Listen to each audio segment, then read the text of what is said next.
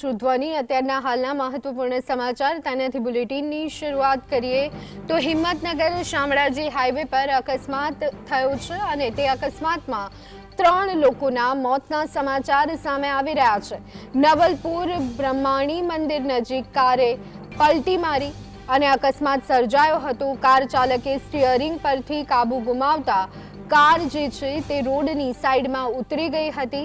Himmatnagar Shamlaji highway પરનો આ બનાવ છે। કારે પલટી ખાધી હતી અને આ કાર પલટી ખાતા અકસ્માત સર્જાતા 3 લોકોના મોતના સમાચાર સામે આવી રહ્યા છે। સાબરકાંઠામાં હિંમતનગર શામળાજી નેશનલ હાઈવે પરની ઘટના અકસ્માતમાં 3 લોકોના મોત જ્યારે એકને ઈજા થતા સારવાર માટે ખસેડાયો છે।